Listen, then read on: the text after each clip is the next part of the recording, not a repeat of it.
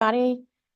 Thanks for being here today. I am going to get us started, but if at any time you want to get up and get more to drink, feel free to do that. We will have a break in this session as well. We won't make you go straight through for the full time.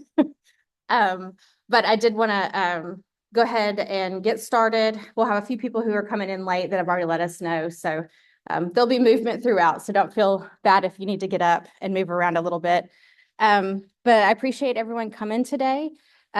This session, we try to do at least once a semester with our current online partners.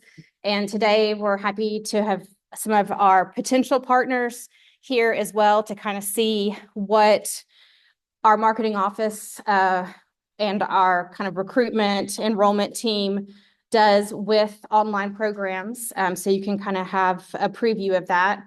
And hopefully prepare you for when we start working together in the future. For those of you who haven't met me, I'm Vanessa Cook. I'm the Director of Marketing for Outreach. We cover online programs, but also we cover the rest of the outreach program. So if you intersect with outreach in other ways, we do marketing for Study USA and for our general studies programs and a lot of the regional campus programs and a lot of our other offerings. So you've probably seen some of our work.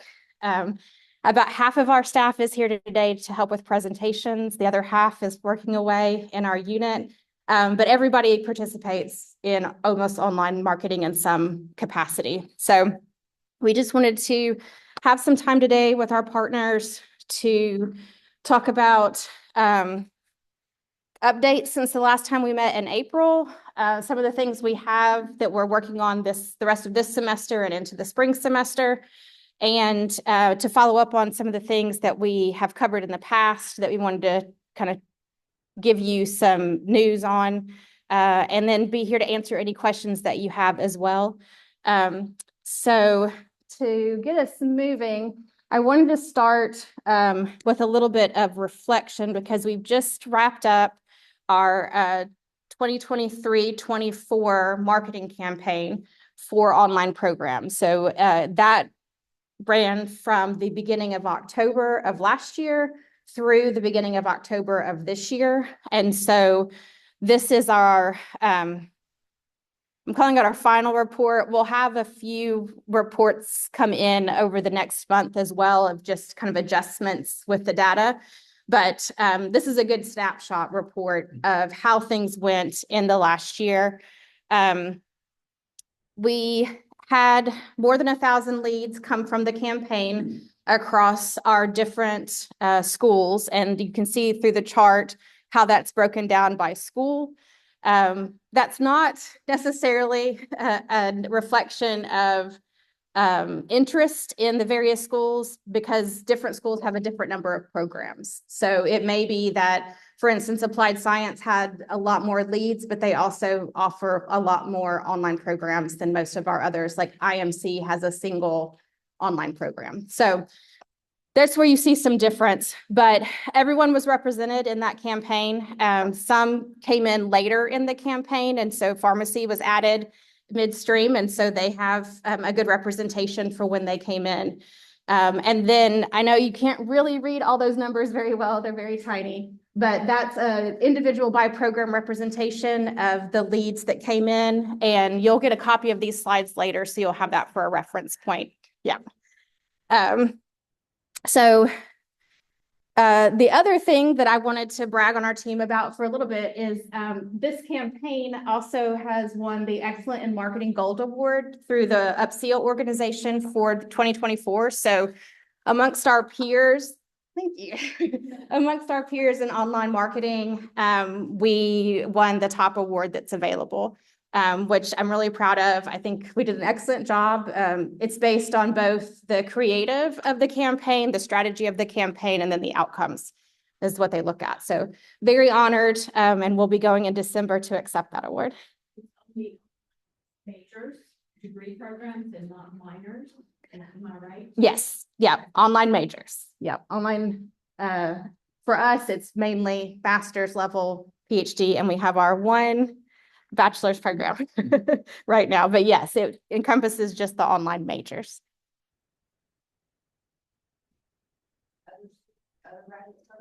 other schools who have online programs.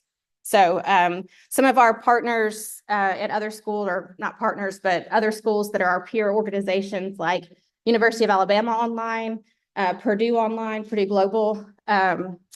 See, Arkansas has one in the past. Trying to think of who else has been in there. Mississippi State is part of that organization. Southern's part of that organization as far as Mississippi schools. So a lot of Western Governors is in there as well. That's one of the bigger online organizations. So it's a pretty steep competition. So really proud of ourselves for that. So that then leads to what we're doing next. So we are taking that campaign and reintroducing it for this year now. The new campaign will roll out throughout the rest of this month and into November. And you can see here kind of what our expenditure is. That remains steady for this year. We went up last year to this level. It remains steady for this year. We have some online advertising, YouTube, pre-roll videos, Spotify ads. We also have Google ads that are part of that. They're called PPC campaigns. So when you have keywords that you search for, we purchase particular keywords so that you are pulled up in search higher for your programs. And we approach it as a portfolio. So we break our programs into fields of interest. And right now we have 4 categories. Business, we also have community social, which is a lot of our like community development type programs, public health, criminal justice, those type of fields. Sports and athletics, because we do have the sport analytics program, as well as some certificates in sports. And then also, what am I forgetting? Education. And so we have a portfolio of education programs as well. All of the leads that come in through that campaign flow directly into our Salesforce CRM, which is the university's current customer relationship management platform. And then all of those leads are also auto-subscribed to a nudge campaign, which is an email marketing campaign that will be going out to them from the moment that they have a lead. They get an immediate thanks for your submission, and then within minutes, they get the first message in that campaign. And then over the course of a few weeks, get additional campaign messages.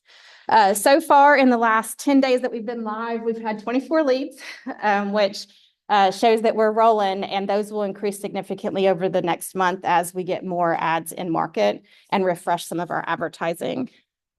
And this just gives you a sample of some of the ads that are out there that you might see if you searched any of our keywords, and we'll be updating some of those as we roll forward. Our campaign theme has been for this career or the next, because we're really focused on the outcomes of programs. That seems to be, especially for our market, a really appealing line. And it was pulled directly from some interviews that we had with students who had completed master's online programs. So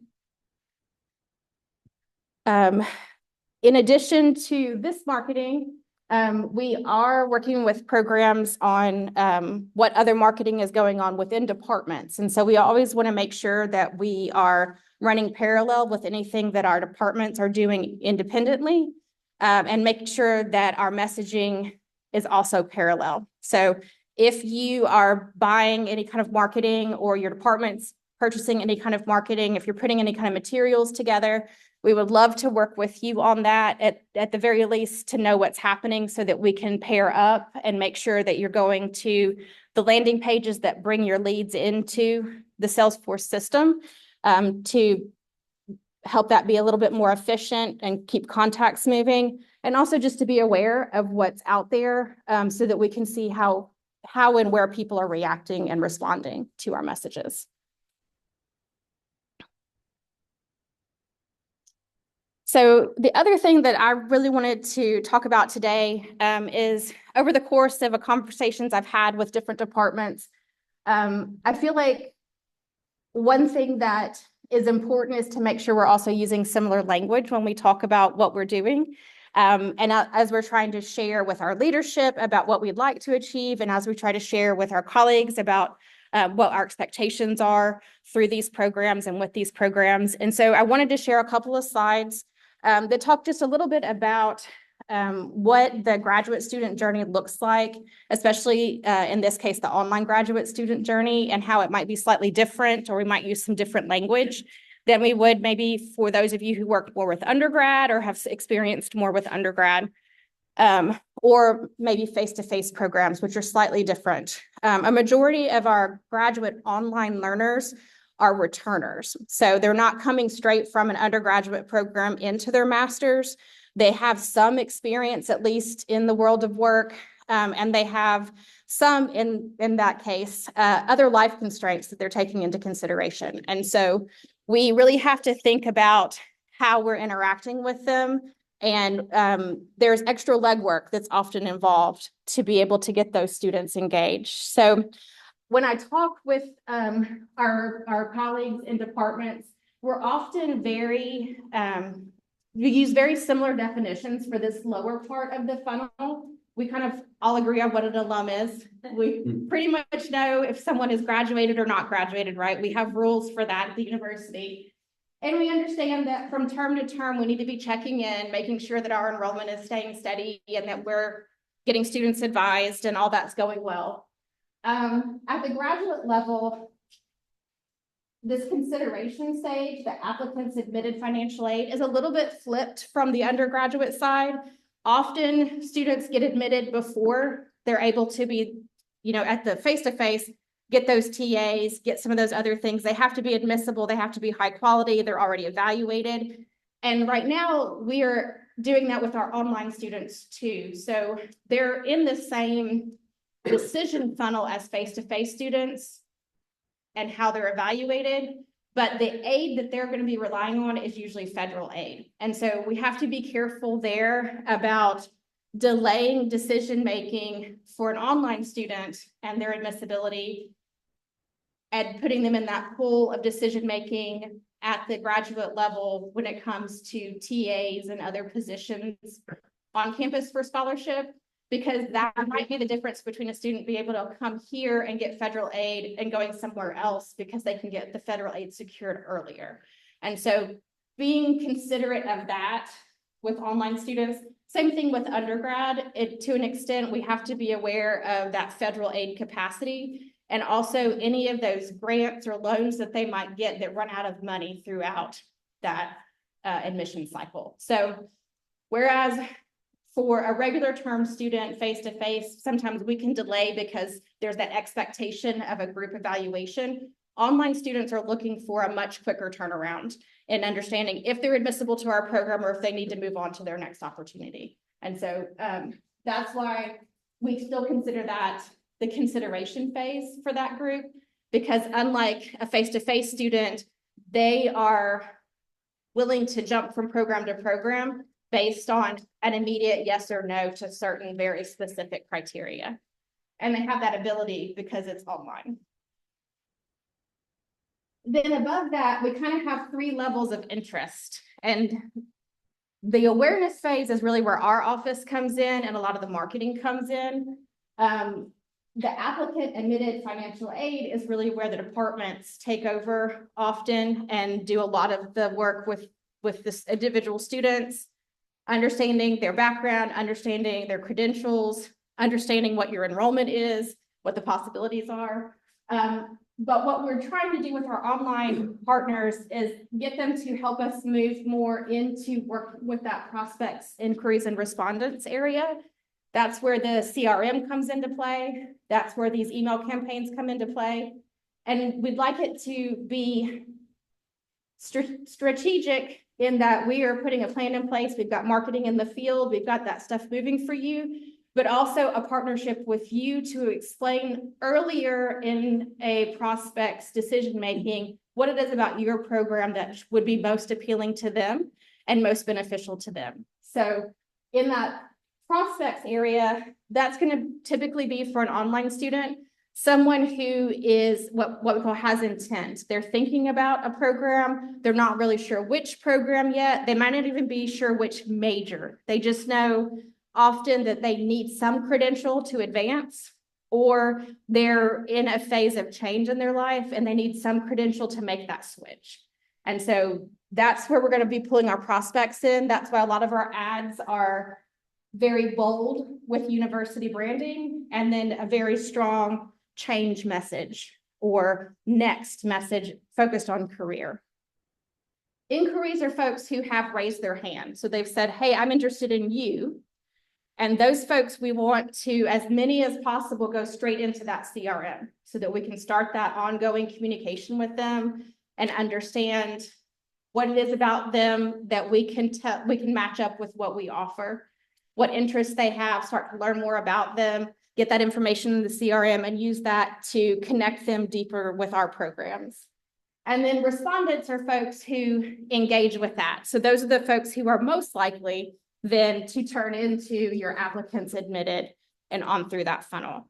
And so while we do a really heavy lift on the prospect side, we also need to work with y'all on those inquiries and respondents to make sure we're getting the most accurate information out there in these nudge campaigns, in these other communications, that we're getting those opportunities that you're offering. Maybe you have a Zoom session coming up for your face-to-face program, but it would work for your online programs as well to introduce your program leading into the next application cycle. Maybe it's an event you have on campus that, while not planned for an online student might like to attend if they're close by. On average, our online students are either within a 90-mile circumference of the university, or they have some previous affiliation with the university, whether it be direct, an alumni, a donor, a family member of one of those folks, or indirect. They have someone within their sphere who has a direct connection to the university. And so anything that draws to the campus is very appealing to most of our typical master's level adult learner audience. So that's where we would like to draw closer connections with y'all as we go through. And to kind of drill down into that, I just kind of, with the prospect inquiries and respondents, outlined on the upper side, kind of what academic outreach, which we are supporting with the Outreach Marketing Office, does and prepares and has available at those different phases. And then also what we would like to do with academic departments. In some cases, we already do this. In other cases, we're trying to develop those connections so that we can have information available and together be able to pull these leads into enrollments each cycle. We have a large number of leads. We're trying to increase that over time. We're always going to have drop off, of course, coming into enrollments. The journey to enrollment for an online graduate student is much longer often. We rarely have someone seeing our ad and immediately enrolling. We often have to wait and work with them over a couple of semesters, maybe even a couple of years, to be able to get them in a place personally and professionally where they feel like they can fit a master's program or an undergraduate bachelor's program into their life with all their other responsibilities. And so this prospect phase could last a long time. The inquiry phase could last a long time. And that's where knowing as much as possible about what each other are doing can help us make that most effective for those folks who are in our pipeline. So a lot of our current student communication, the department may be responding when a student applies, but may not be as fully aware when the student raises their hand, the prospect raises their hand. Sometimes we are really good about emailing, but not necessarily about making a phone call or responding with a specific email to a question. And so just getting in more routine, figuring out where we can use the CRM to be helpful in making your workload more efficient with this, and understanding what your priorities are, what your goals are better, so that we can have a strategic system in place for your specific program as we bring students through this funnel. into our online programs. So any questions about any of that or thoughts on any of that? Yes, and I'll come to you next, Dr. Colby. Mhm. I think where I see a lot of my students drop out of these phases is when we get them admitted and then they get lost. Mhm. I think a lot of our students are not, especially a lot of our students that are maybe undergraduate alumni or even, and I teach either in so postmasters degree programs. So even our students that were in our traditional master's program, they don't, they believe that they are still eligible for maybe some of the scholarships and financial aid and awards that they got in that master's degree. And then when they get to us and the online specialist and they're not eligible, every year I lose anywhere between 1 and 4 students specifically for that cause. Mhm. And so I wish there was a point that we could more upfront kind of prepare these students for what the costs are. I think that would help because I feel like every year I'm anticipating a huge drop and it never fails. And that's one place where I would say, if you're getting applicants and you're seeing that drop off at the applicant phase, backing up that communication to if the student is currently in your program, we're already getting communication out about the next opportunity and what that cost might be and how that compares to the peer competitors and other options that they have, so that we are talking to them earlier, like you said, to kind of give them a frame of reference about what that next step would be and how they might accommodate those costs if we have options for them, or how they might be able to divide that up depending on how the structure of the program is. But knowing what the program offers and then being able to just frame that for them at that earlier phase can make a huge difference for those students and prepare them. It's the shock, quote unquote, of the realization once you're admitted, but understanding that the cost as a whole is going to be too much for your budget is where we see those applicant drop-offs. So if you, even at the same cost, can prepare them earlier, in general, you'll see more applicants that will still commit to the program. Every program's unique, so I can't say it's going to work for every program, but statistically, that's what we see when it comes to marketing and prospecting for our online and education in particular, is letting those folks know as early as possible, doing more prospecting and less just working with applicants so that they're getting the information earlier in the cycle. So if you have students who are currently in a master's program, that would be a feeder program for your specialist program. You could take those students, go ahead and get their information into our CRM and begin talking to them periodically through email and other communication about the specialist program. And then move them on through that conversation and give them chances along the way to raise their hand and say, yeah, I'm really interested in this. I would like to know more, or be able to raise their hand and tell you what their concerns are so that we can address those specifically. But with our email marketing campaigns, and we'll go into more depth with those in a few minutes, that's the kind of thing we try to address, is what are the value propositions of your program? We want to highlight those for sure. But what have you seen as word of mouth, the drawbacks? Maybe it is cost and there's not a financial aid option for them. Maybe that is the structure. Our structure is a lot more regimented than some other programs that we have as peer competitors. So we want to be able to address that in a positive way in this prospecting and inquiry phase so that we turn them into the respondents and the applicants along the way. Yeah, Dr. Colby. What number you of our online students that live within 90 miles or have a direct connection to university?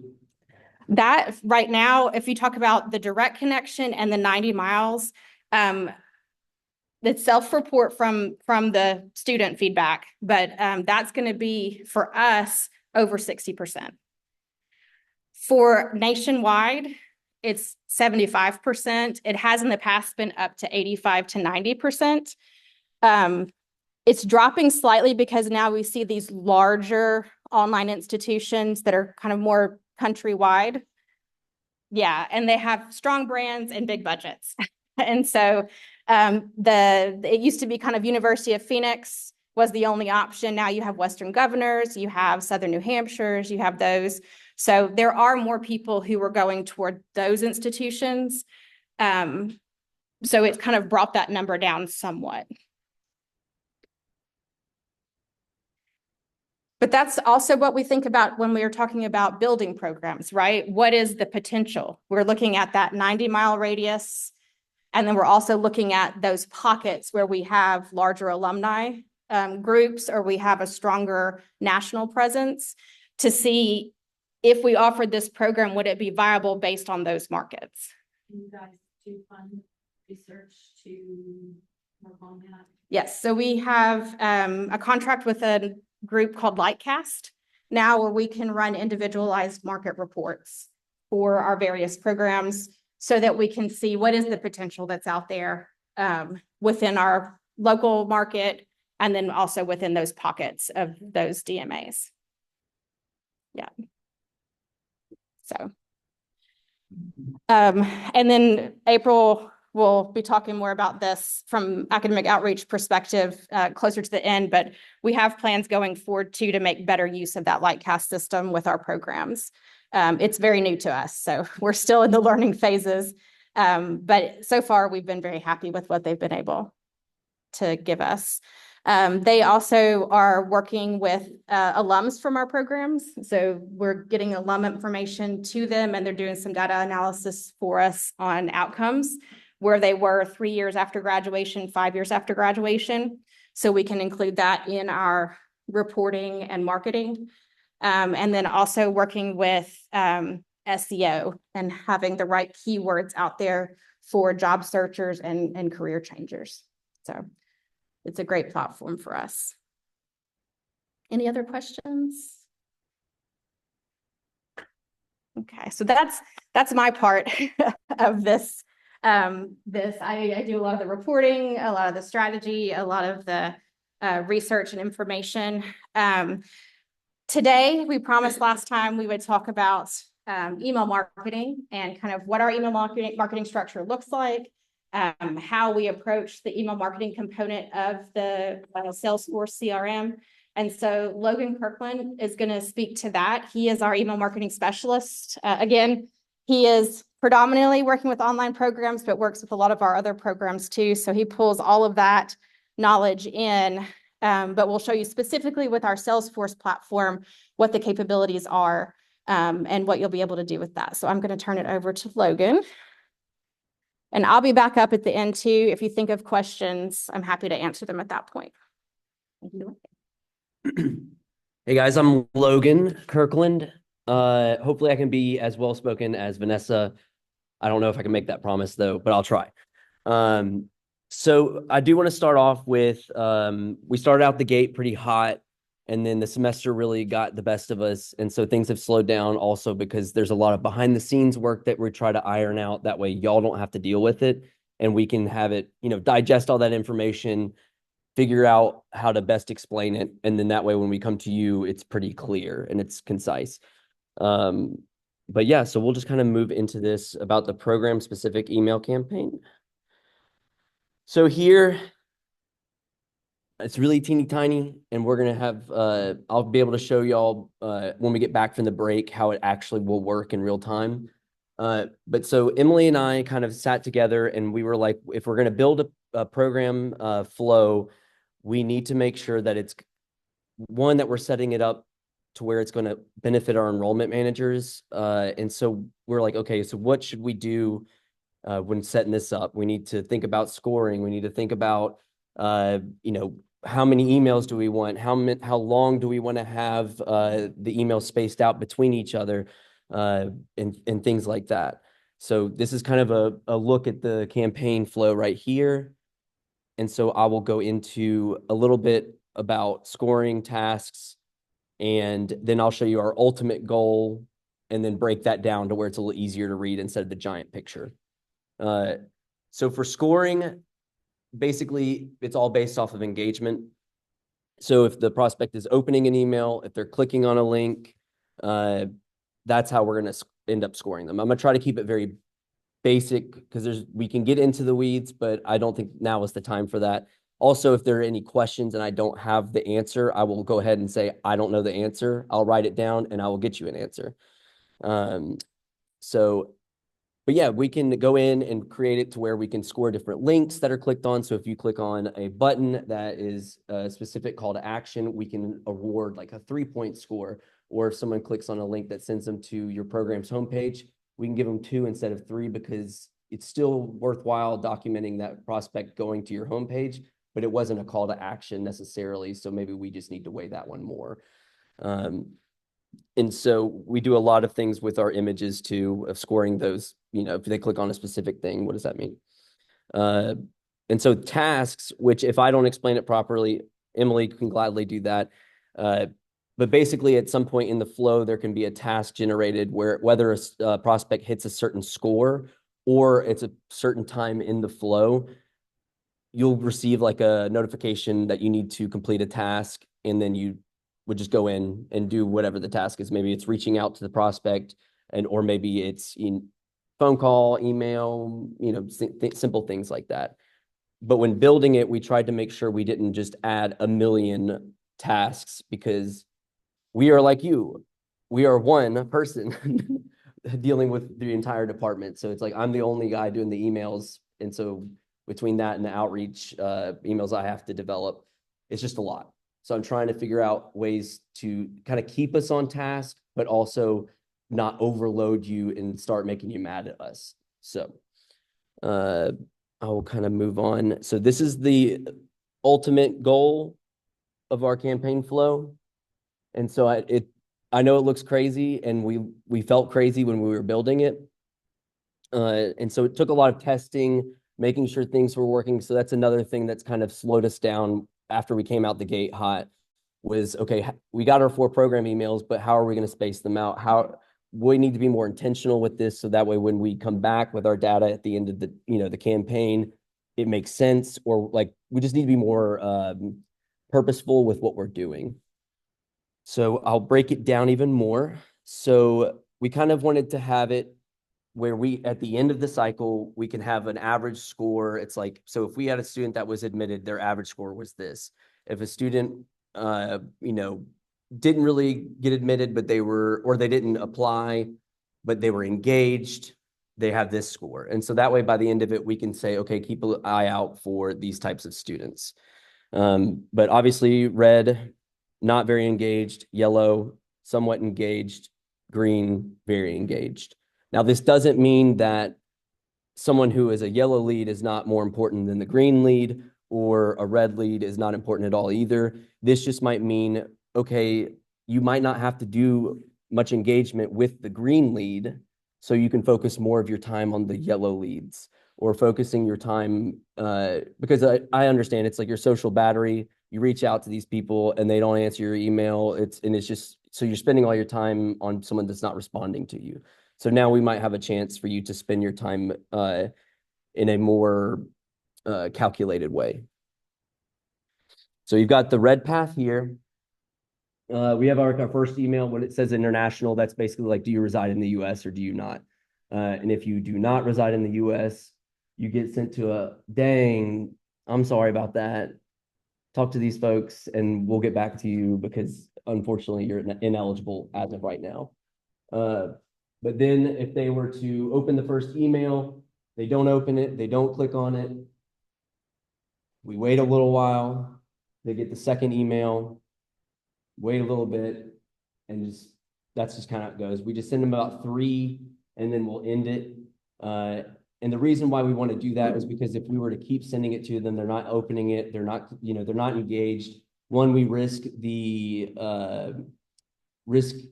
having a spam report. We risk our bounce rate going high, which we've in our flows have established. And so bounce rates, or bounces are not good, hard bounces especially.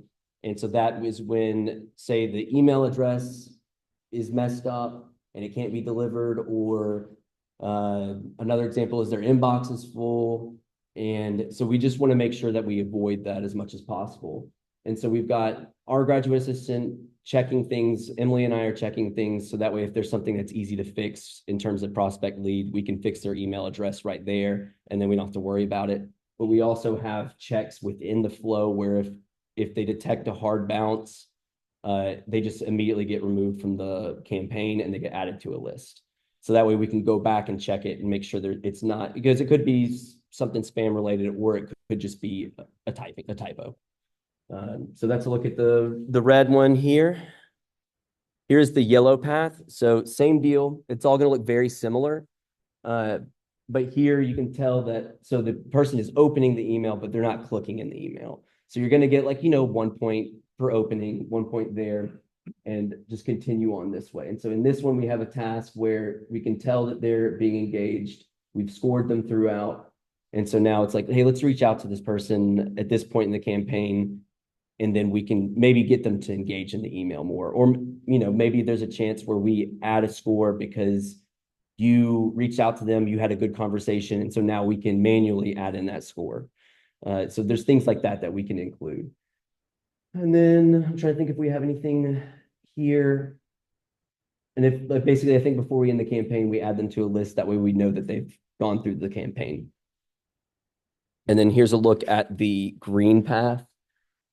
They open, they click on an email. You just keep going. And if they apply to the program, they get added to a list that they've applied, and then they are out of the campaign. And so we've kind of discussed different things that we might need to do in the future. So that might be they applied, but that doesn't mean they're enrolled, right? So does that mean we need to continue on with the email communication, but in a different way? But that would create a whole other web of flow, and we just need to start a little simple for right now.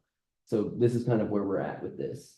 And then in this part where you see the third email, based on their score, it's like if they have a high score, we will make their time between the third email much quicker. So that way we can try to get them to apply faster. If the score is on the lower side, we'll space out that email time-wise. That way it's not just, getting back-to-back emails. But that's a look at this. Here they are in a different way. And so the goal too with this is, okay, they're not connected here, but in the main flow they are. And so the best way to look at it is if someone were to score, I know, right? It's so crazy. Boom, boom. The reason why we're doing this is because, say, for example, someone opens an email in the red side, they would then get moved into the yellow because their score changed. So we would go into the yellow and stay there. And then once they hit another threshold in this yellow line, boom, you get moved over into a green lead. So we're trying to be as strategic about this as possible. So again, we go whoop, whoop. All right. So let's see if I've got some more information on this. Yeah, we already talked about initially engagement prospect scoring, so we don't have to spend too much time on this. The best thing to recognize for this, though, is that the scoring that we have in place right now is very baseline. We are willing to change based on what you guys recommend. Because, some people might assume, oh, if they click on financial aid information, we need to score them higher. But in reality, like we just said, it's like a lot of people, there's not a lot of financial aid for online.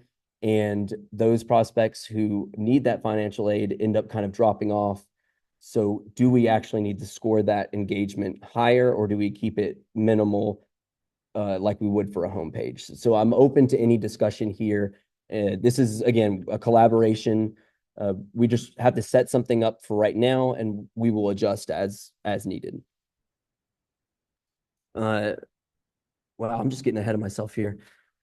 But we're going to establish a baseline of data and establish a baseline for our scoring. So, the first go around, first campaign rolls through, we're not going to know all the numbers. And even if those numbers come out, that doesn't mean that they're going to be that same way the next time. It'll just give us a baseline that we can look at and compare for the next round of data. And so just keep that in mind. Same thing with establishing our scoring is, are we scoring everything correctly? Are we adding the proper weight to each score? So that's being there. And also just using that data for future A/B testing And so A/B testing is basically we could send, say, we'll go with if pharmacy, for example, if we sent out, 4 emails that were of this type, we could also do the B testing where it's a different language, different visuals, maybe different themes, and we can kind of see which one performs better. That's what we want to do eventually. And we can say, okay, this email and the third email is really not performing well. Maybe we just need to change the theme or change the way it looks, change the language, and then maybe we can look at it and see if it's doing better. So that's another reason why we want to have prospect scoring.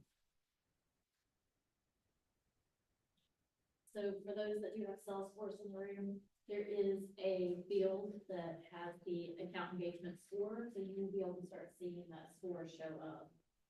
So if you have questions about that, you can reach out to either me or Logan, and we'll kind of explain what the score number means. Yeah. And I'll kind of show, I have a slide in here that kind of shows how granular we can get it. And so for here, for custom redirect links and or tracking links, we can put them in our individual emails within the campaign. So for example, we can track, if you're clicking on an email link in email 1, we have all the data for email 1.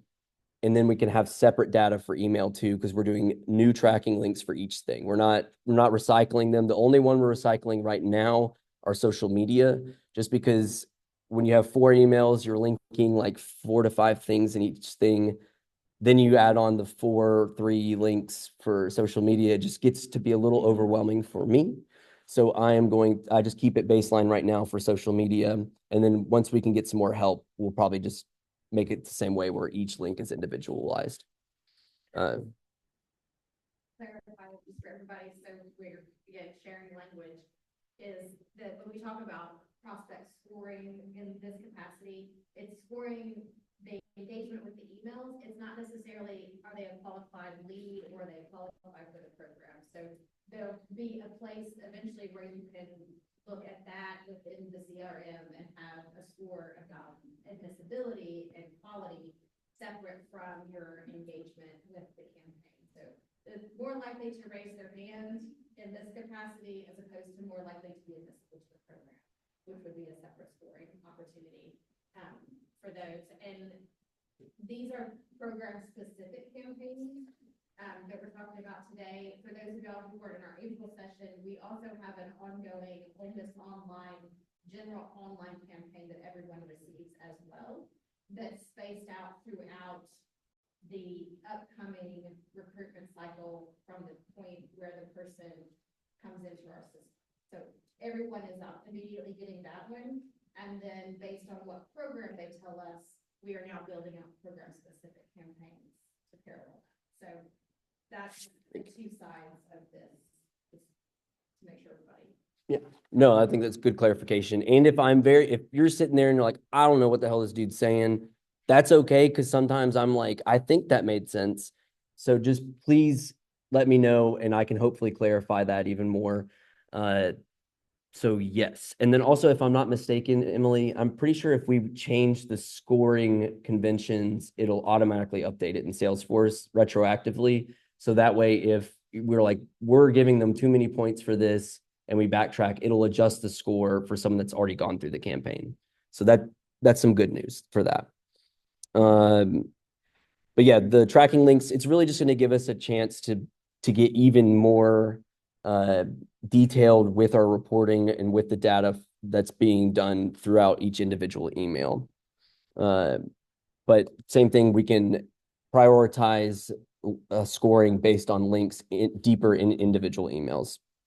So example of that is here you've got the image linked up here. This is NHM's very first email for their program campaign. So image at the top, just send you straight to the program page. That's a general link click. Give them 2 points for that, 2 to 3. General link click here as well within the email, same score.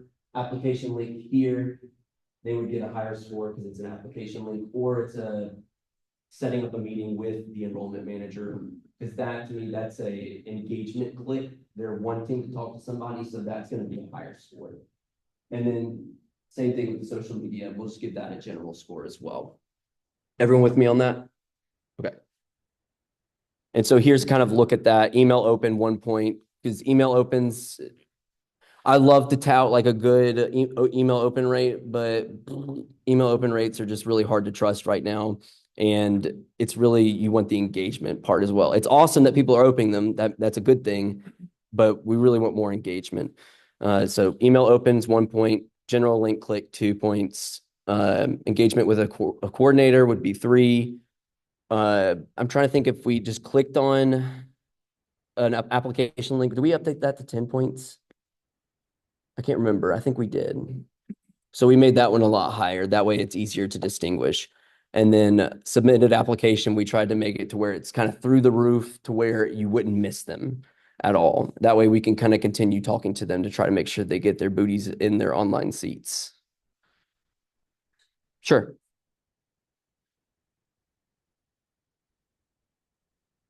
That does not register as open, correct?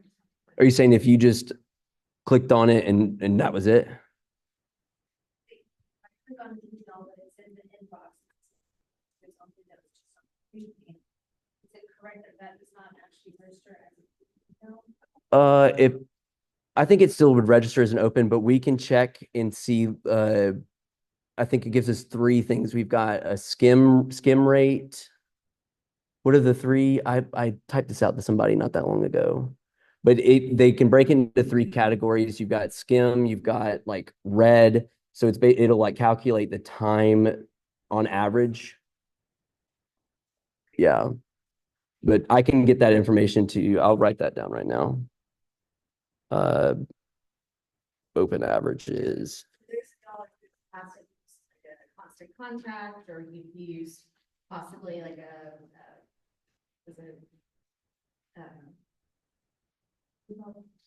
MailChimp.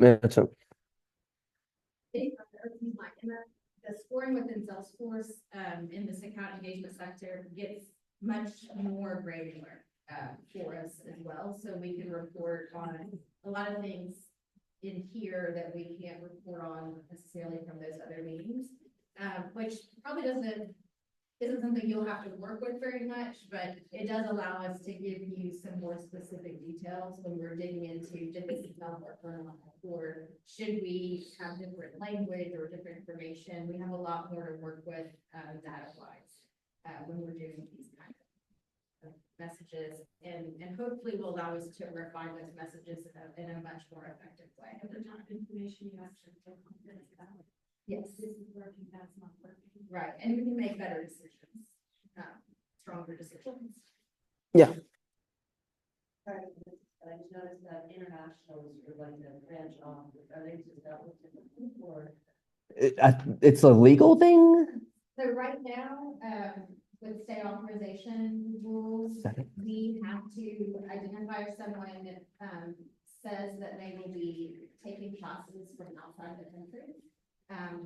And then that triggers to involve the Office of Local Engagement, because they're going to be a non-resident during their education. There are certain rules around that in online programs, and it's different for different programs. So that also triggers for us with our programs, which ones can and can't admit online students taking classes outside of the country. So will those, is that information that you can send to the centers? I mean, they drop off, looks like they drop off Word. They drop off of the communication, but even if someone drops off of the communication, they remain in the CRM. So you, as a program coordinator, would still be able to see them as one of your contacts. Yeah. Mhm. So, but then you would work with OGE and April's office to figure out what the invisibility rules are specifically. Yeah. And like there are some other things too. Emily might fight me, and if I don't know if I'm allowed to bring this up or not yet, but we can tag folks as well. So it's like, for example, in the campaign, it's like if they answered that email, we can hit them with a tag that says does not reside in the US, and that can either filter them to a list that we can then pull. That way, if we wanted to contact them again later, we could. Tags can also be used, for example, say they clicked on some things about a faculty spotlight, right? And so then we can say interested in faculty or their research, something very simple tag. So then later, say your program wanted to have a Zoom session, or maybe the person was giving a talk somewhere, you could then pull a tag, all the prospects that were tagged with interested in research, be like, hey, Logan, I figured you would be interested in this talk that our faculty members giving. Here's the Zoom link for it. We'd love to see you stop by. Nice seeing you. Boom. So that gives us a chance to really kind of give people more targeted content and things that they want to see. And so, we try to be limited with right now with what we're tagging, because we don't want to just have a tag for literally everything, because then it just gets we're trying to set it up right, because if you don't set it up right, it's going to be a disaster later when other people are in the system and everyone's kind of making their own stuff. So we're trying to kind of set naming conventions. We're trying to set we're trying to be really purposeful with things here. No, nothing stupid here, I promise. It's from they answer the question through RFI, right? Question that says, will you design this while studying in this program? Selected an interest, and then if they say that they will not be, that's when we are indicating them. Because it also is not just like a true international student, it could be a domestic person that's right, like, maybe it's military, and they're wanting to do an online program, but they're studying overseas. And so we need to account for those as well. So, but international office gets those, and then, we can get with them. And everywhere that it says stop at the moment in these campaigns, or it says, or the international flag comes up, eventually the system is robust enough that we would have campaigns that they would be moved into, communications that they would be moved into. But we're trying to be strategic and get kind of the first layer out, and then add on those things as we work with programs. I know we've talked with your program, specifically the international audience is of interest. It may be that when we get to that part, we would start to build out that international, because it's more applicable at that point. Most of the programs we have live at this time aren't eligible for non-resident participation. And so right now it just kind of sends them to OD and saying, hey, unfortunately, this is the situation. But as we have programs that have differences, that's when we would then put that as a priority. And April, I was able to get that information. So if a prospect has an email open for less than 2 seconds, they glanced. So that's a glance. If the prospect looks at the email or opens it for 2 to 10 seconds, that's a skim. And then anything greater than 10 seconds is a read.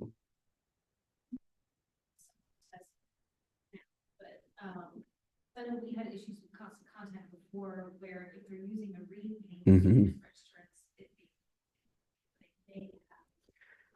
it When there's also like a lot, especially recently, Vanessa, you can back me up here when it comes to like recent changes through Apple and through other, where it's like Apple is kind of keeping the response, like you can open it on your phone, but Apple isn't letting Constant Contact or other programs notify that they've been opened. It's like a security thing, right? Okay, I just didn't want to, but that's.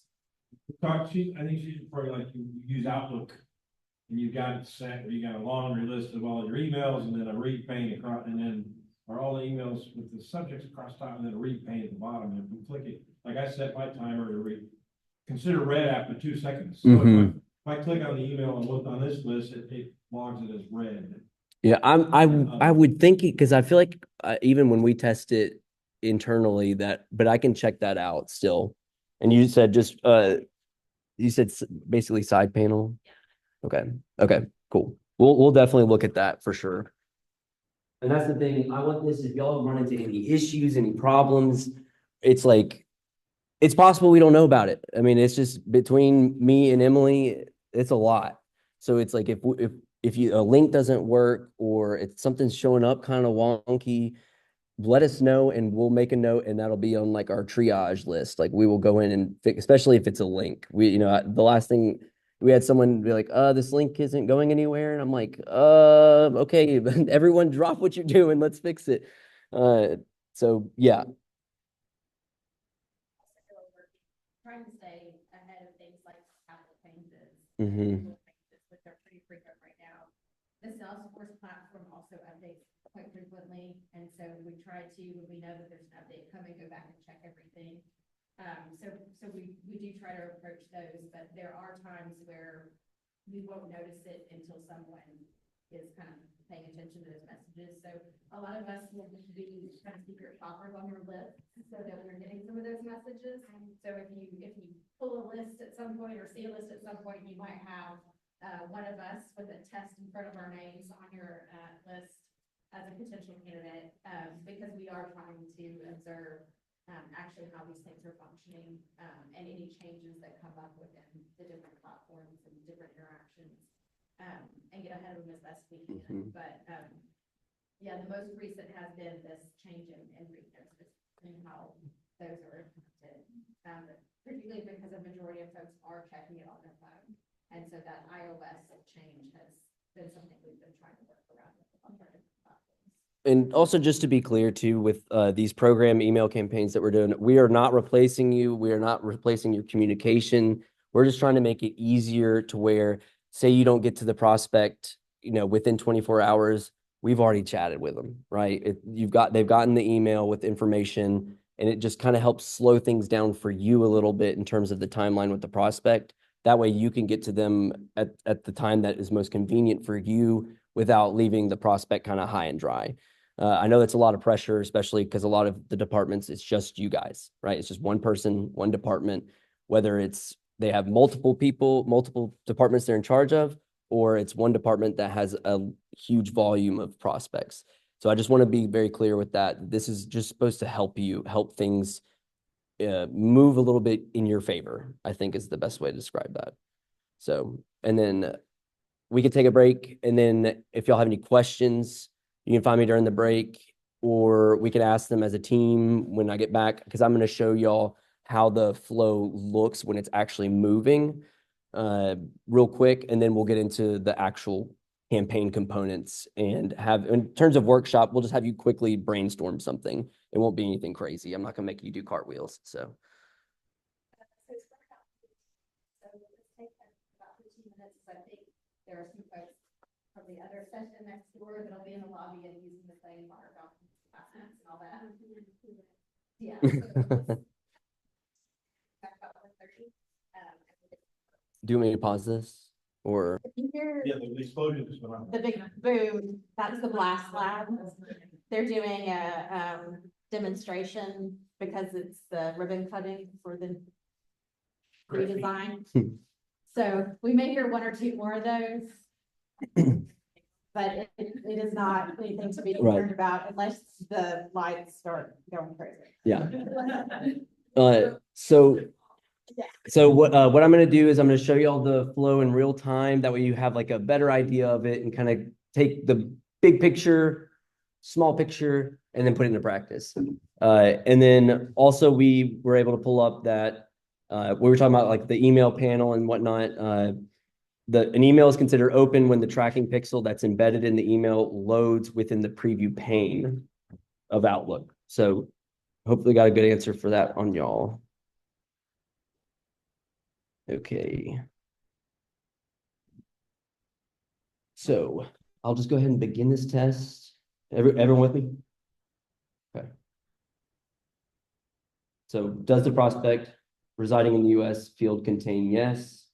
We do reside in the US. So we've applied a tag that they are starting the campaign, so we know that that person is officially started. So this is a hard bounce check. So is the prospect email status a hard bounce? No. Okay, they have opened the email. Okay, we send out that second email. Was this opened within 7 days? Yes. Was there a link click? Let's just say no. So we adjust the score based on certain, here's another score. Is the prospect score less than 10? Let's say, or is it greater than 10? Yeah, let's be greater than 10. Yes, they opened it. This time they clicked.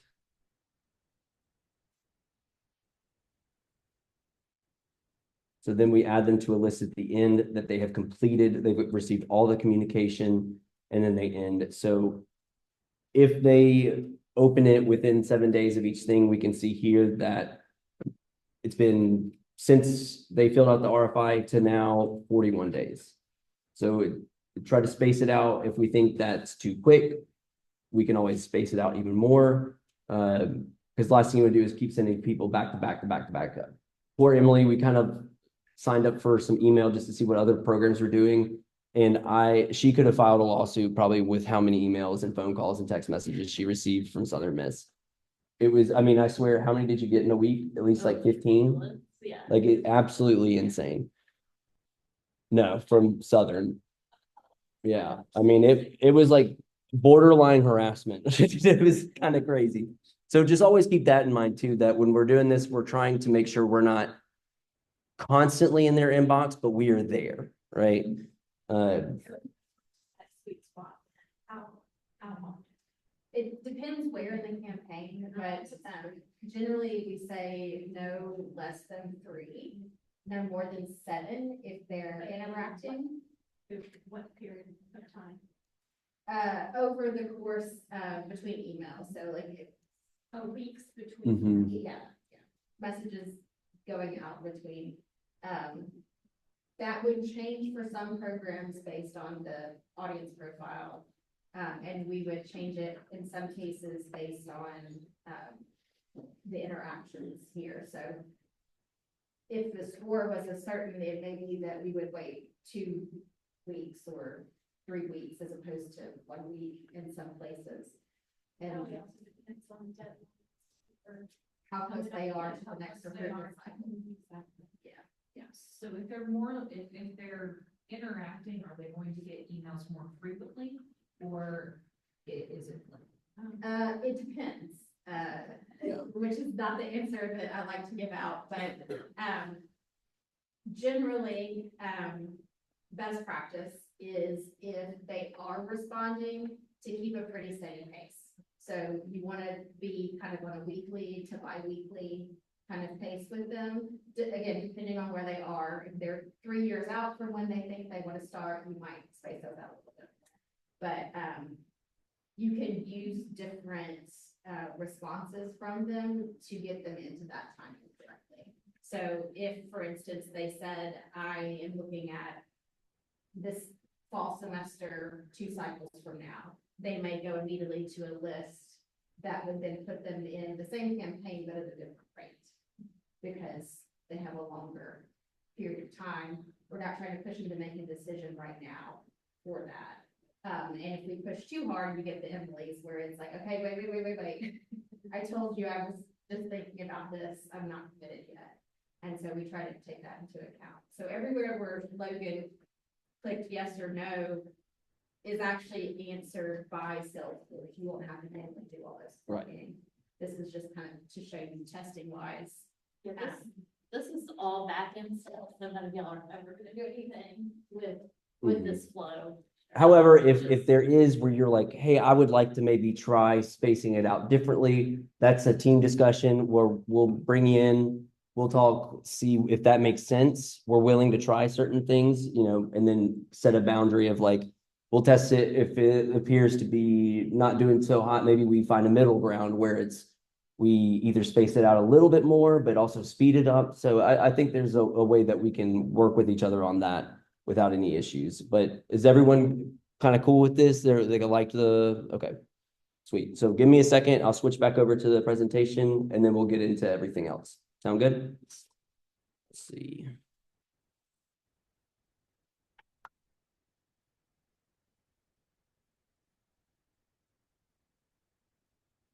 Vanessa, I might need you if I can't do this. The host has asked you to start your video. Starting. Oh, wait.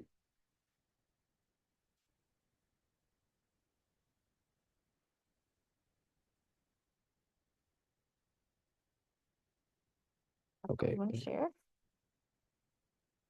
Sweet. Mm, We'll get back to everything. Get to the current slide. Yeah. We'll plug it back in. The laptop freaks out when it's plugged in. Um, There we go. that's you. Yeah. Okay. And then Oh, we're good. We're good. I'll go all the way. Pow, pow, pow, pow, pow.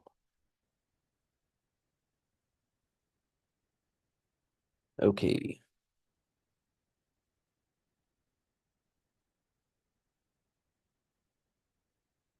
All right. To my Zoomers, are y'all okay? Give me a thumbs up if everything seems back to business. All right. Thank you, Andy. Let me move this little pan. Oh, sorry. Let me see if I can move. Oh, okay, hold on. I could not move.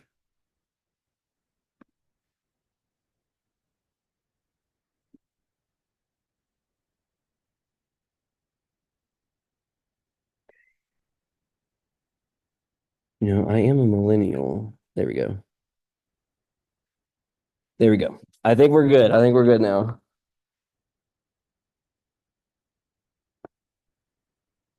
Sweet. All right. So developing your program emails, we'll just pretend like all that in between didn't happen. So for this is going to be what's going to be best for your program, what's going to be easiest for your program, because since it's just me, I'm going to pretty much take the content that you're interested in using as your theme and putting it into an email that fits your personality as a program. And I'll kind of get into that a little bit too. But we're going to have a total of 4 emails for each program. And that first one is going to be that kind of welcome message that you would normally send to a prospect, like, oh, thank you so much for being interested. Here's a little bit about the program, you know, bada boom, bada bing. And it's like, if you want to schedule a meeting, here it is. And then that's it, right? So that's the first one that would go out, for example. That way, if you couldn't get to them in time, it's already been taken care of, right? So we're not taking you out of the equation. We're just trying to automate that a little bit. So then the remaining 3 emails will have a theme. And so you want to pick one theme for each email. So email 2 would be, I have some examples, but you'd have only one subject to talk about in that email. And then that third one is a whole other new theme. We only talk about that theme. Same thing with that last one. And the reason for that is you want to just keep that message as clear, concise. I mean, think about how many emails you receive a day. A lot of these people, they're not undergrad students. They're not, they're working professionals. And so you want to make sure that the message is short, clean, and like for them, right? Or, the main message you want to get out to the prospect at that time. So again, pick the thing that best fits your needs and your program's needs. And so what I mean by that is any information that's easily available. So things that, whether it's student features or about some research that people are doing, it's like things that you could just send us a quick email, get it over to yourself, and then forward it to me. That way we can work with it that way. That way you don't have to try to schedule a student interview. We don't have to try to go all this back and forth. It's just information funnel. Here we go. Some examples. We got student success stories or a student feature, student outcomes. That's always huge. That's kind of what we talked about at the beginning. And so what does that mean? It's like, okay, well, you could have, for example, me for IMC. I did the online IMC program. I was university photographer, and now I'm a marketing specialist. And I wouldn't have gotten the job if I didn't have a master's, because I didn't have the direct experience for it to be, qualified. So that's an outcome. It's like I got a pretty much a promotion out of that. And now it's like I'm adjuncting for the journalism school. I'm doing, so it's like a kind of showing that effect after the cause, right? Faculty research or faculty spotlight, showing these people who they would be working with, who are the people teaching these classes. For example, criminal justice, Wes is very involved. He's very, well regarded in his academic space. And so having him, featured in like, what is he researching? What is he studying? What has he given a talk on recently? It could be even something simple as, the person addresses common, because he's with criminal justice. So, common difficulties law enforcement face in today's, you know, age, and how do they deal with it? And so kind of giving them information that will help the person that's a prospect to kind of show I'm not even in the program and they're still willing to give me information that's going to help me on my everyday stuff. So it's like they're scratching my back. I guess when they ask me to scratch their back, I'll apply. It's stuff like that. Uh, any kind of ranking, notable honors. Hell, if you got an honorable mention or you were like considered for it, throw it in there. They don't need to know where you're at. They just know that you were considered for this award, right? It's kind of we'll put a little, some spice on some of that language if you didn't get the top award, but that's cool. And then student resources is showing different things that are available to online students that are similar to in person, but also what's different. So NHM provided a list of different resources for NHM specific. And then they also showed it's like, oh, you can go to the Graduate Writing Center still.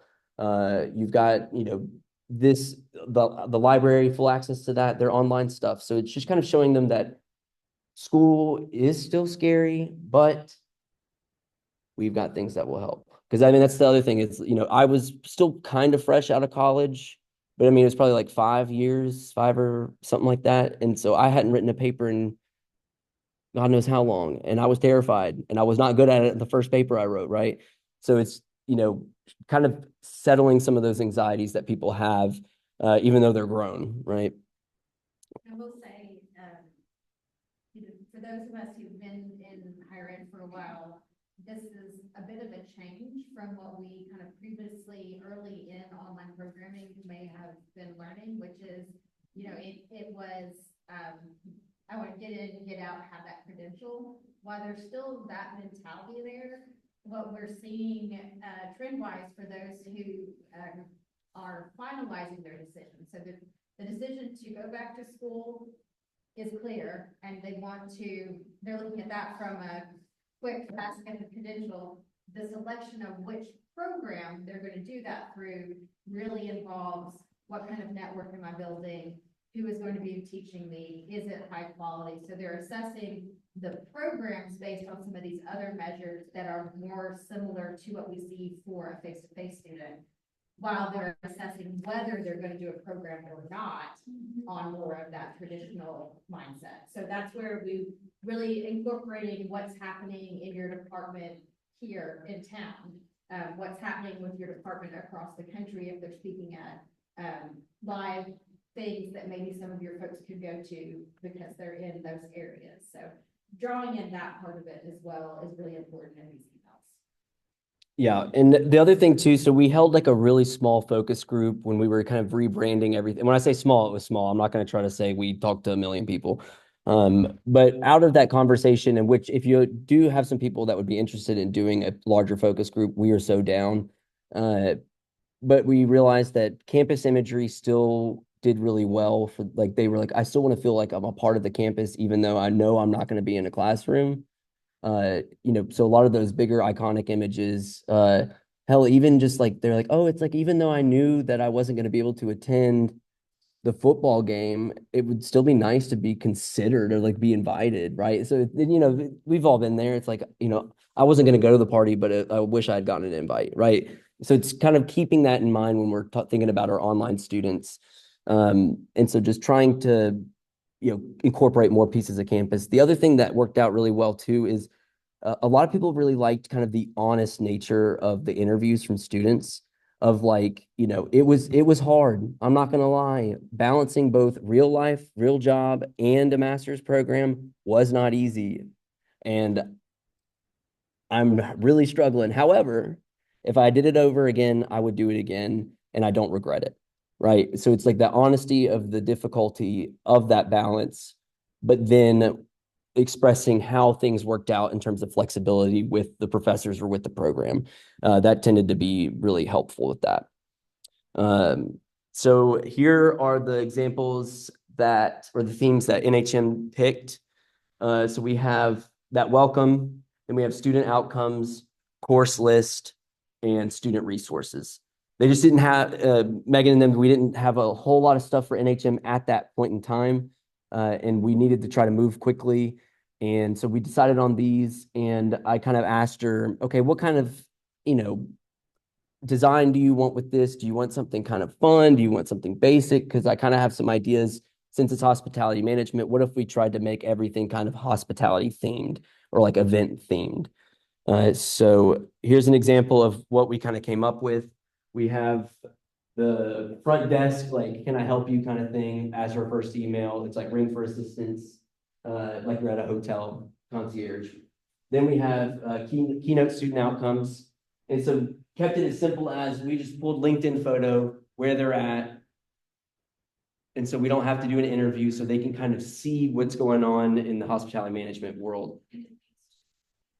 We just take them to their homepage. Or no, we link it to a video I did on Jeffrey from Captain D's to PhD. That's not the title of it, but it's a video on his feature of like his journey. So it just takes them to a student outcome video. But also at the top, just kind of saying, NHM, it's like everyone talks about hospitality management, but what the hell is hospitality management? Like, what can we do with this? And what are some of the jobs that you might not know about? And so that's kind of the debunking hospitality management was something we wanted to do. And so we have multiple call to actions kind of within the email, but we keep one thing. And then for the course titles, I tried to make it like a menu. I'll come over here since I'm, but we have our starters, our entrees, our desserts. I didn't really pick any particular order. We just made it to where, you do take these courses at some point. But we tried to use language that would be like menu based. The course number is the price. So we tried to be intentional with some of the design on that. And then I use stock imagery just because we don't have a lot of stuff to work with, and that's okay, as long as it doesn't look like it's always stock images. And then this was the student resources one over here, where we have your kind of like a zoo map is kind of what I was looking at, or like some kind of, hotel map where it shows you where you go. So we have your map for success, start off campus, and then we've got the writing center, so different campus resources. Then you move to industry insights. So takes them to a website with a whole bunch of like news articles and things in the industry, things that they can read about in their own time that they can bookmark. Then they have a job board that's hospitality management related instead of just sending them to Indeed. And then we have apply. Pretty simple. And so this is just the main images here. And then we can talk about for pharmacy. Right now we're working on the 4 themes that we've kind of decided on, still flexible, but we have kind of that welcome message, that breakdown, but legitimizing the degree. So this is for dietary supplements and medicinal cannabis, that online master's program. So legitimizing the degree, explaining things like what are the advantages to the degree, how to respond to the common questions that are asked in the field, meeting the faculty, because this is the inaugural class, right? So who are these people? Why are they qualified? What kinds of courses are they teaching? Just like a quote or two about their excitement to include their research. And then also a 4th one is just the pharmacy school's history with medicinal marijuana and the industry and as a whole, just kind of showing we've been there from the start and we're going to keep being the leader in this. So that's kind of the 4 things we've decided for that.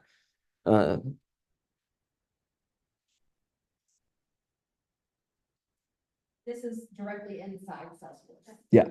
These are because I basically build them.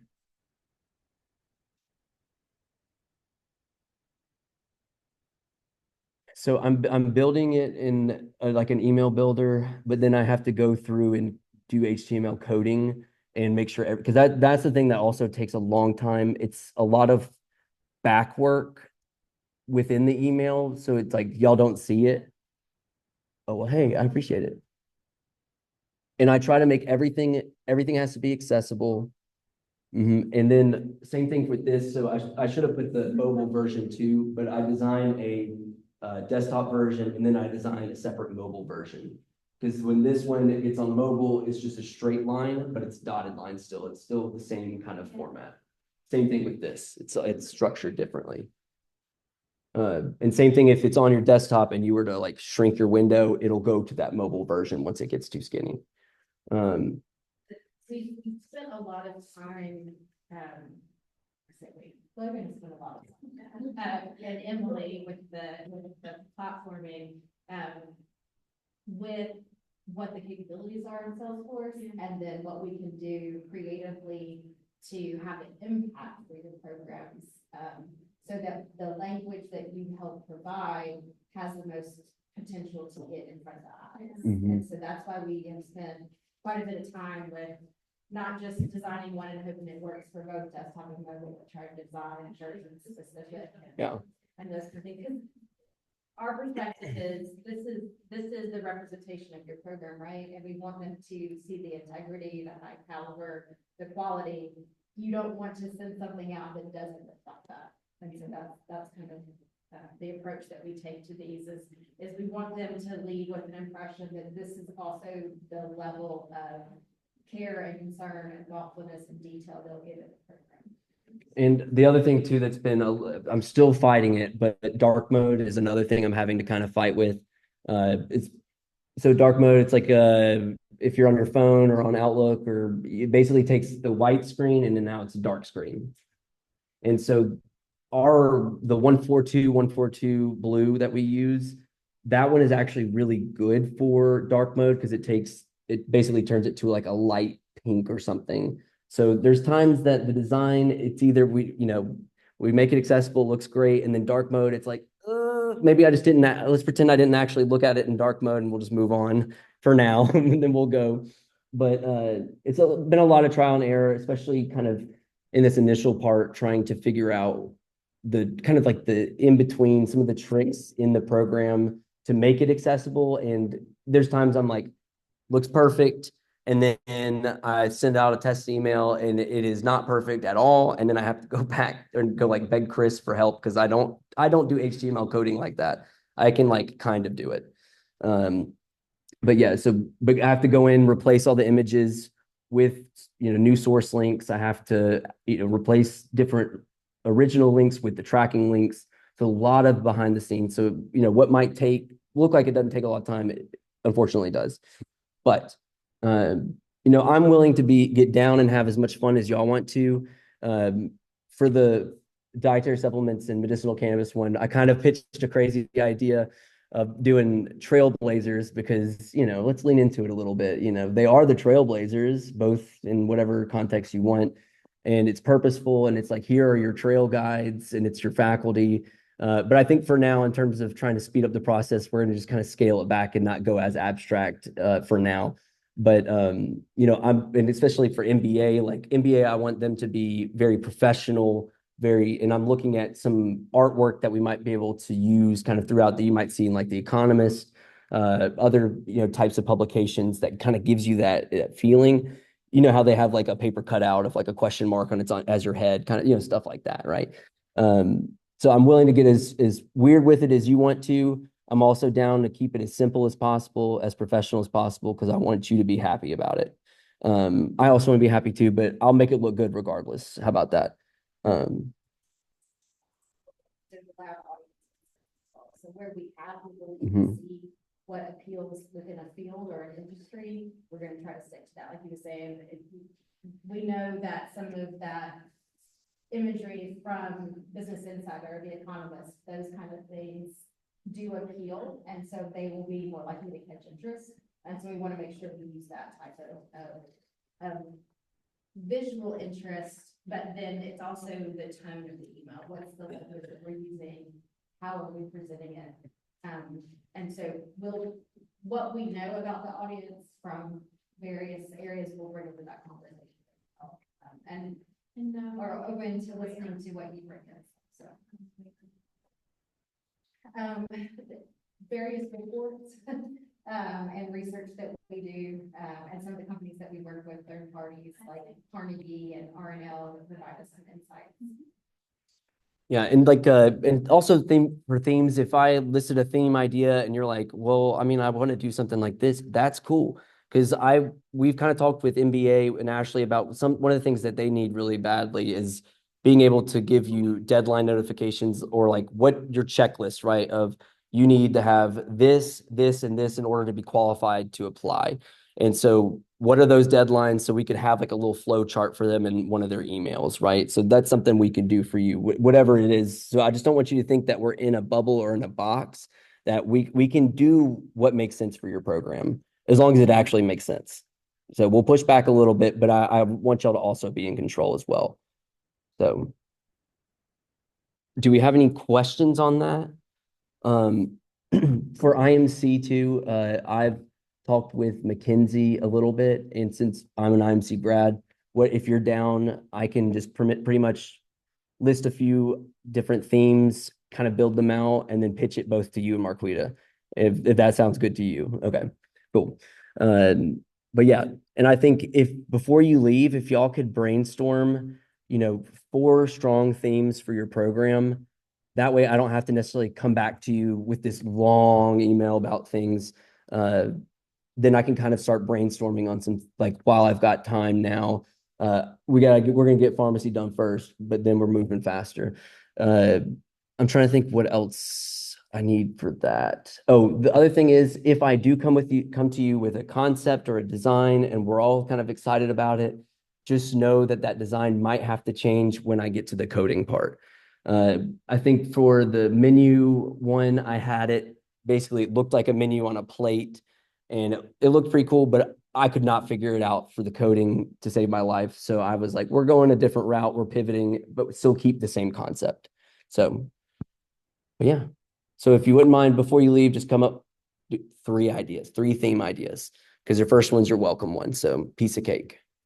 But yeah. I think it's also good to start thinking about if you've interacted with your students, if you've interacted with any of your folks who graduated from your programs and you want to include them. We're happy if you'll let us know their information, we can reach out and contact them and pull that into as well. So we always love to have kind of a list of folks to reach out to. If you want to bring in a student quote, we'll bring in a book quote, so that we have something that is authentic and real to the program, to add texture to The two more things real quick is, one is, I understand that we want to be the most rigorous program ever, but I also want us to think about our audience. You got someone who is probably very well qualified to do this, but they're nervous. They're afraid that it's going to be too much on top of their everyday life. And so I think if our language is more approachable and our language is more, I don't know, just it feels like we're a little more, not loose. I'm trying to think of a better word there, but I'm not finding it yet.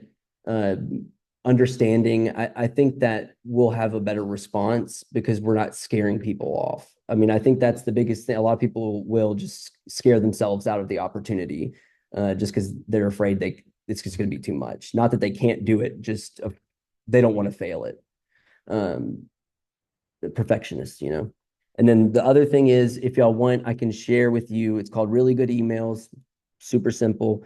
And they just basically have like a small database of different emails that other companies are putting out, different, whether they're private sector, public sector. And so feel free to kind of browse that and pick a few email templates that you kind of like in terms of like the feeling, or, oh, I like the framing of this.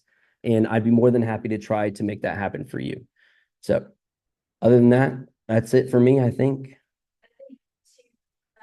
If you're the communicator for the department, but in this capacity, but not necessarily the program coordinator, or not necessarily the the faculty lead, then it's also important, I think, to talk to your colleagues and kind of give them a rundown of what your thoughts are on how we're approaching this, because the last thing we want also is to put something out into the public and have colleagues who are teaching the program find out about it roundabout and not feel comfortable with the way we're presenting the program. So I think it's also important as we develop these things that we include faculty feedback and chair, dean, whoever needs to be sure to be in the loop into these conversations so that they're aware also. And we can account for any concerns there before we release to the public. Mm-hmm. And in terms of timeline too, I would say, despite other interruptions that we've had just from semester stuff, when I had dedicated time with Megan and NHM, how long do you think it took? Probably like a full week and a half, maybe 2 weeks to get it all the way tested, or at least inputted in Salesforce. So like the designing of the email part and getting that out was pretty quick, but then it was the coding part that just took a little bit more time, putting it into Salesforce, testing it, because we always want to give ourselves a little bit of wiggle room in case things don't work. There was one time we were trying to send something out in Salesforce for a program, and it was pretty timely, and we were running into some issues. It wasn't adapting properly on a particular email platform. But then we got it to work, but we were a little stressed out leading up to putting that out. So just know that I'm always going to be in your circle, in your corner. Unless there's 2 corners, then I don't know how I'm going to do that. But I'm here for you, and I'm ready to get this done for you too. So yeah, if there are any questions, fire them away. If not, we can move on. Our priority right now is these individualized program campaigns. But we do also have the capability of doing occasional one-off messages. So if there are leads in the system for your program and you have something coming up like a deadline, or if you're close to capacity and want to let folks know that you might fill, or if you have, some of our programs have free application weekends, anything like that, we can get a one-off email out to everybody who is a contact with your program. And I can send that, we can add that in like when we email y'all, I can give you those examples of some of those one-offs that we've done recently. We have done that for NBA, School of Ed, for their free app weekends.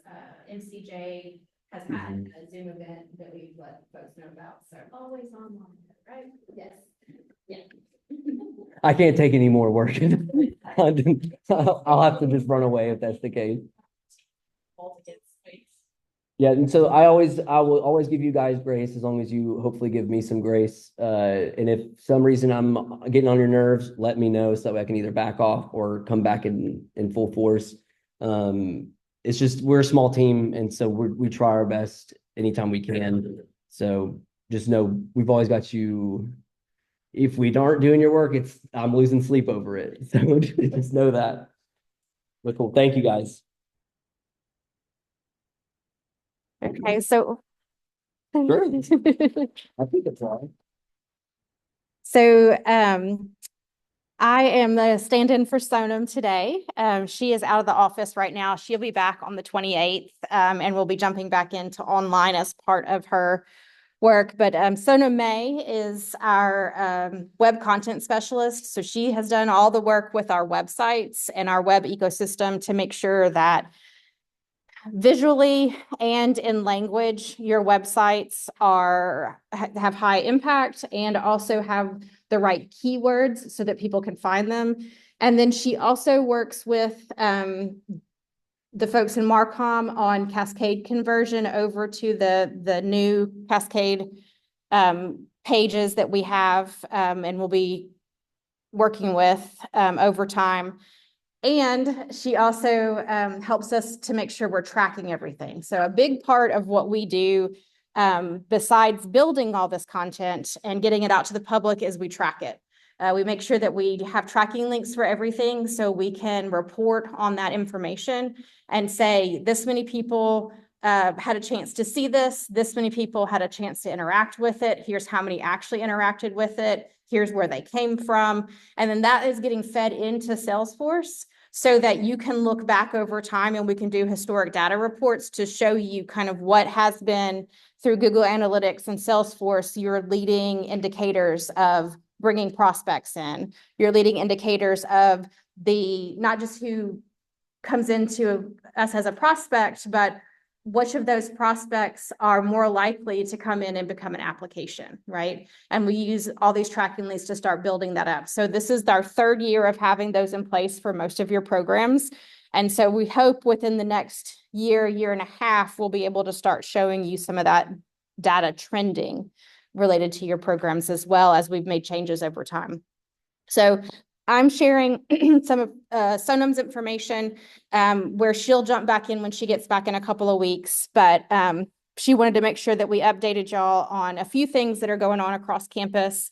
So what we have so far, we have, over the previous campaign year, we launched brand new online.olemiss.edu pages for everybody, with a redesign focused on search engine optimization, so being easier to find, and then also content engagement. So having things once you get to the page that appeal to the audience and provide the best information about programs. So she has incorporated a lot more visual elements to our pages, video elements to our pages, and broken it up in ways that it's easy to get bite-sized content as you skim down the page. So those are all created. Also, we have standalone landing pages that have been created for those 4 portfolio categories that I mentioned earlier for the campaign that we're putting all the marketing money behind. So those are up, running, live, and we'll be doing some tweaks as this new campaign rolls out to make them fresh again. In addition to that, we have been working with the folks in Marcom to make sure that we're getting content in Cascade in the program search area. So there's been a little bit of complication there as to how you would find online programs versus face-to-face programs, particularly for those of you who have parallel face-to-face and online programs. MBA is one of those that we've worked with, where when we moved to Cascade, the idea initially was to merge those pages, but that made it difficult for someone to find just online programs. So we're continuing to do that work to make sure that our online programs are represented. So when you search, you can find them easily through the new Cascade website. So working on that. But what Sonam has put together is kind of how we're approaching website development from this point forward. And she's got it set up in the idea of Maslow's pyramid of needs. So for those of you who know Sonam, this is absolutely appropriate for her content. So she's got it set up here, basically the pyramid for reference that we're talking about. And what we want to make sure is that a prospect can find everything they need to make an informed decision. That's our goal with our pages. So A, can they find the page? That's the optimization. And B, when they get there, does it have the information they need to make a decision? Those are the 2 main things. We feel pretty secure in that all of our pages have those 2 things. You can find them, and once they get there, they can find the basic information to make a decision. If you don't feel like that's the case for your pages, definitely talk to us, because we want to make sure that we update that. If you've had changes to your pages since we previously sent out a message saying, hey, check your pages, then definitely we want to update that. So if you've had deadline changes, or if you've had course changes, anything like that, we want to make sure that we're keeping those up to date, so that the person coming to your pages can be most accurately informed at any point. So we got the new Cascade pages, and we are now in the directory, which is a bonus. We are working on getting tracking improved of those pages because right now, Almost Online is in a separate server situation than Cascade. So right now, it's not, you can't, there's no bridge across with the tracking. We have to track these two things separately. So we're working on that. And so we are hoping that by the end of this semester, every online program will have an online program page in the directory separate from a face-to-face program page, if you have that comparison. And if you are a newer online program page and don't yet have your page on the directory, that will be added by the end of this semester. That's all for the Cascade side. We, with new programs, always initiate an online.olmus.edu page that is more of the marketing specific page and not so much the program basic information page that you get through Cascade. So you kind of have those two options. And then the more highly designed, more marketing focused pages are what we use and attach to our marketing campaigns and other recruitment efforts. What we would like to then add in, as Sonam goes on down the pyramid, is keeping program updated. So like I mentioned, making sure that we have those fresh deadlines, fresh tuition costs, any program information that has changed.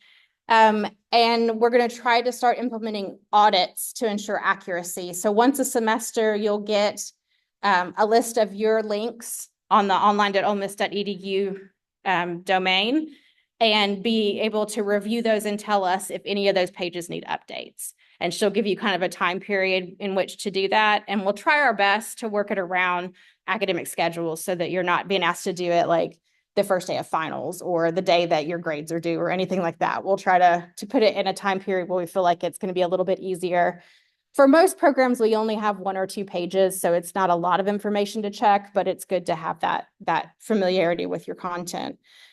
And then what we would love to add is more of this belongingness and love, right? We want to have more student-centered content, which means that we would like to have more contact with some of your current students, some of your alumni, some of your faculty. We would like to have some testimonials. If you have alumni that have achievements, we'd love to give them shout outs on your pages to be able to show what your grads are able to do with what they've learned, with the connections they've made. And then if you have any extracurricular groups and activities, again, it goes back to, even if we can't be involved in it as an online student, it's nice to know that it's there and that there might be a way that you could potentially connect with that. So those are the things that over the course from now until probably about the time we get to graduation, Sonam will be reaching out to some folks and trying to layer into our current pages. Then that also gives us a heads up because one big project we do every year is around late April through mid-May. Our content team gets together and we go and interview students and graduates to try to get content for the next campaign year. So we attend graduations and do photos and videos. We try to get pictures with family, pictures with classmates they're meeting for the first time because they showed up for graduation and they were in online classes together this whole time. We try to, if we can, email out to folks who didn't attend but want to have feedback and send us photos so that we can get some of that information that we can layer into future emails, future campaigns. So leading into April, we'll be reaching out.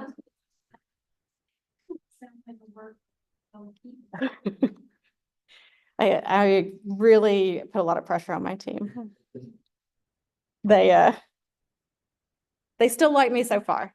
So but for us, it is really an impact issue, right? The more that we can have of that freshness, the higher impact we have for your programs. And that's what we're trying to do is have that impact. So it doesn't have to be all of these things for every program, but if you can identify one testimonial or one graduate that we can follow up with. That's a big help to us over time. Like Logan mentioned, yeah, one quote.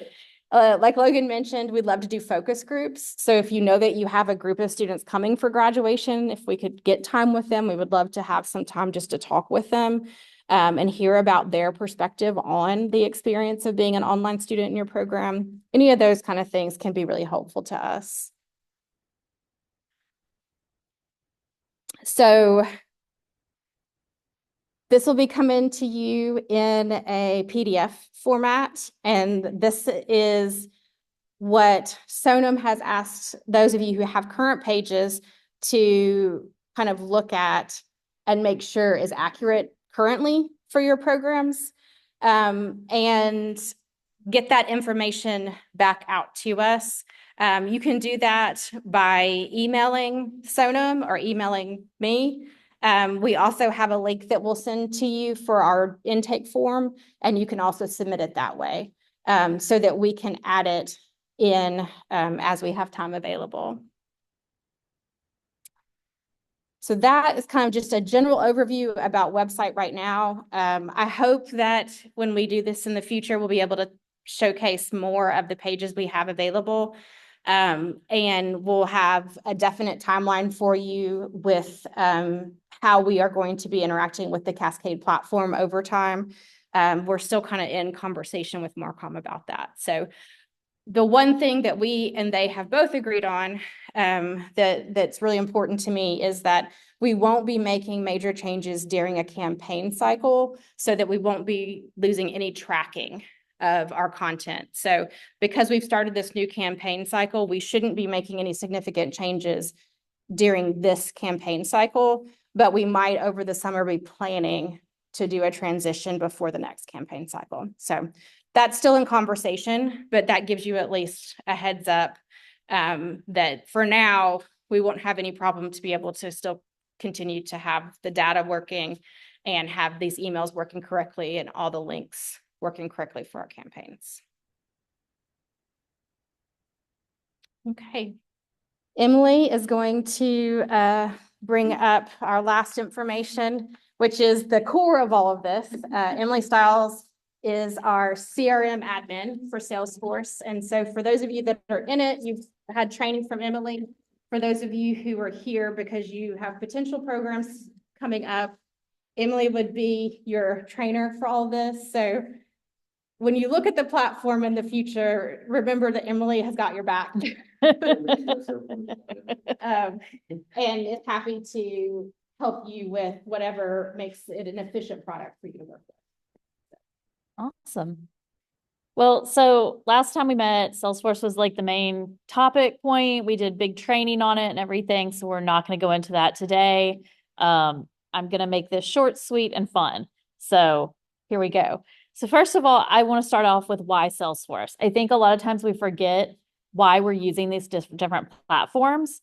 And so I want to ask, for those that are using it, those that are here to learn about it, what do you think are some benefits of using Salesforce as a customer relationship management software? Don't everybody speak at once. I'll start calling people out.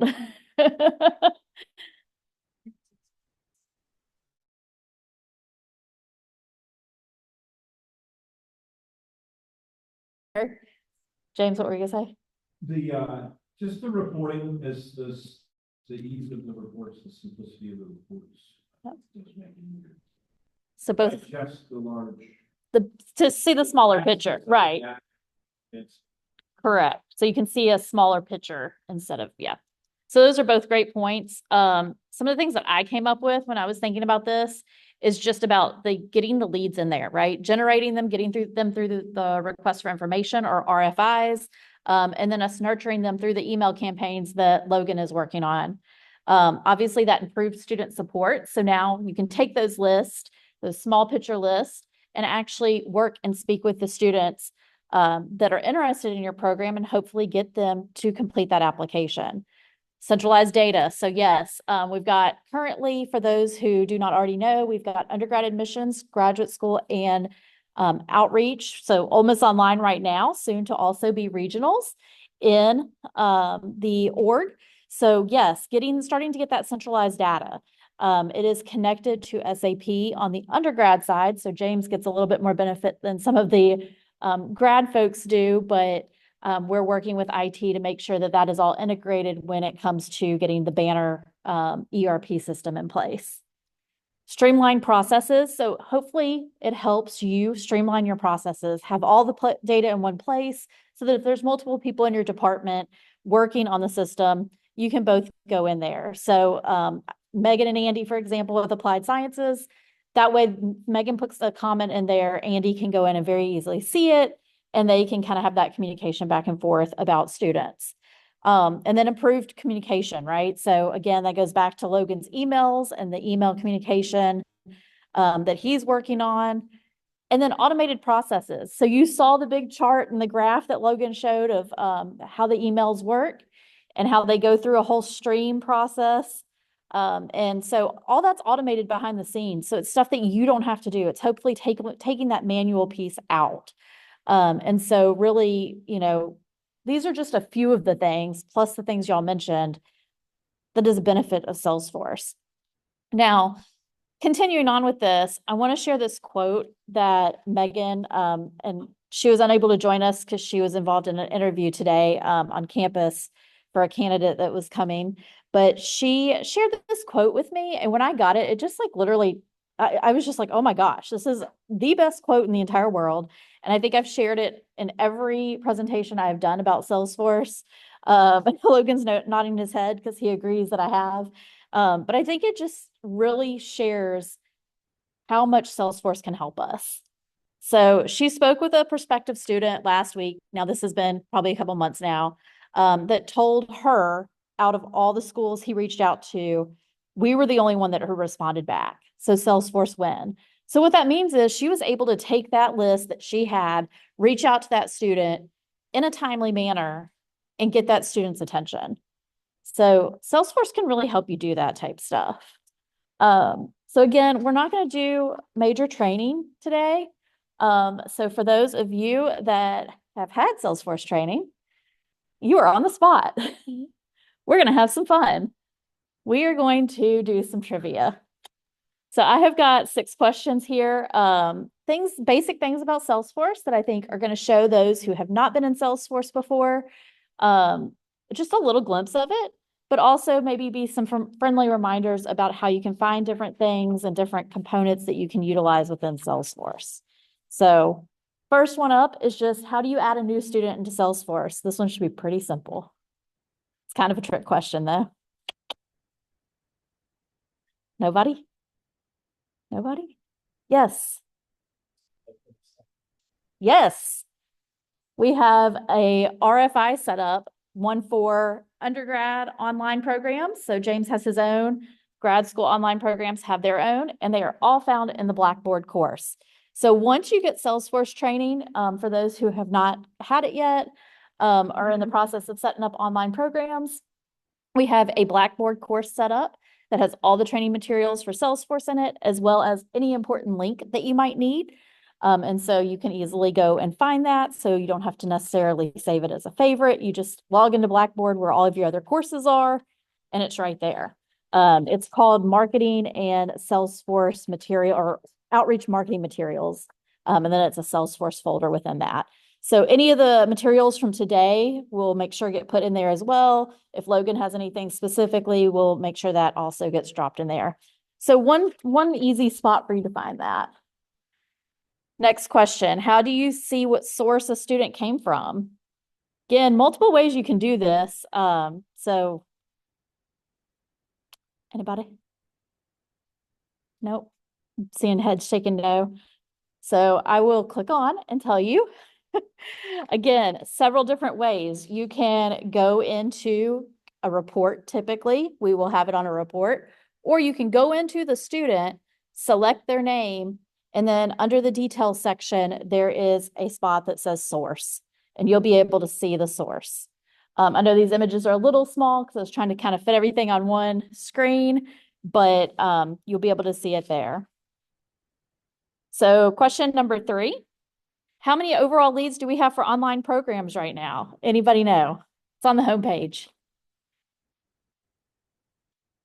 Overall leads. I know Vanessa knows. It's over 5,000. So this includes all of our historical lead data too. So anything that we brought in over from Halda, the job forms that we had, any Google ad, LinkedIn ads, liaison, any of those systems. This is everything. So that includes that almost 1,300 number that Vanessa shared earlier from the Carnegie ads. So yeah, this is literally the number of all students that have inquired about an online program over the past, what, probably 3 years, 4 years, something like that. Do it. I was gonna say, one really good thing about starting the Salesforce is that it has really made us take things that have just been out there, find them, remove them, and replace them with something where we know where everything is now.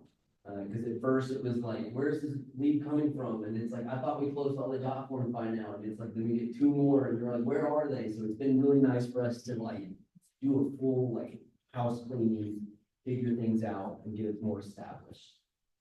Absolutely. So yeah, that's one of the things right now with bringing our regional teams online with Salesforce that we're able to pull all their data from all the different ways that they've been collecting it right now and put it in the system and be able to see a better overall number of people that are interested in, for example, in that case, regionals and the different campuses. Couple more questions for y'all. Question number 4. How do you see all students interested in a specific program? Again, a little bit of a trick question. A report? Yes. Couple ways you can do it. So report is definitely one way. A list view is another way. So list views are under the contact tab, and every online graduate program, and James has a list specifically for your program so that you can see your program and how many contacts you have, as well as new contacts within the last week. So that way you don't necessarily have to go back through every single name and say, did I talk to this person or not? You can very easily see that there. The last way is through dashboards. If you've got dashboards set up, if you're using those, you can also see it there as well. Question number 5, how do you favorite a report? So reports are obviously a big piece of all this. Favoriting them so that you know how to find them is pretty important. So for favoriting a report, you go to the report and there's a little drop-down tab. You will click on favorite, and then from there, it's now starred or favorited, and you can easily find it. And this is how you would find it. So you would go to the favorite folder, as you can see in the bottom here, and it would show up on the list for you. There's also another way you can do it in the top right-hand corner on the home page. But typically, if you're on the reports tab, which is probably where you're going to be flipping between reports, that's where you would find that favorited report. So my last question is, how do you see a student's program of interest? And this one is similar to the how do you find a source? Anybody? So report would be one way. Another is to go to the contact tab and then go to inquiry information. And then for undergrad programs, it's under anticipated major. For graduate programs, it's under program. It's just 2 different fields. We have to keep them separated so that things do not cross paths. So those are the kind of 6 little quiz questions to remind you and keep you engaged with Salesforce and how you can use it really to your benefit. Before I pass it on, I wanted to share a few things that we are doing and have upcoming. Again, working a lot in the back end, helping Logan get things set up for the emails. But we've also really have a large investment going into Salesforce right now in multiple different ways. So we have a graduate assistant. Some of y'all have probably met her via email. Her name is Hannah, and she has been really helping us with data cleanup, helping us with email design ideas. She has just been helping us with a little bit of everything, and she is amazing. We also are working with High Tide Consulting. We may have talked about them last time. They are providing us with some ad hoc support hours. So for little things that pop up, questions that may arise, things that need to be handled quickly that I may not have the expertise in yet. They're not just helping us make that happen, but also making sure I have that training for the future, which is huge. And then they're also helping us right now with the regional integration. So they're spending a lot of time right now with that and focusing on that with us. So we're actually in training with them on testing and getting that up and running. So our regional group will probably be a part of some of these Salesforce meetings in the future because they will be in the system soon. Lastly, I am being very involved with the ERP meetings, attending a lot of those to make sure that we are getting those integrations. I saw Dr. Colby had to sneak out, but he was asking me earlier about different ways that we can get some additional data pulled in on the graduate side, similar to what undergraduate data we have already pulled in. And those are things that we are bringing to these meetings to make sure that we are able to connect with Banner. So working really heavily with those groups of people that are going through and helping us with that Banner integration. And then we're working very closely with the graduate school. And so Julian and Rashad were not able to be here today. Rashad is the CRM administrator for the graduate school. He is a fully remote worker. He is on Zoom. So he is listening to everything so that he is aware of kind of what we're talking about and we can all be on the same page. We're working very closely with them on a day-to-day basis. Julian is the recruitment manager. I don't know his exact title, so I'm sorry, Julian, because I know you're listening. But Julian was out recruiting today for the grad school, so he also jumped on Zoom. So he is here. But for those of y'all that haven't met either of them yet and would like to, because you have a graduate program, I'd be happy to make those introductions. So we have our little welcome to Rashad and Julian here. And I think that's it for me. Ole Miss Online, I am not sure who that is.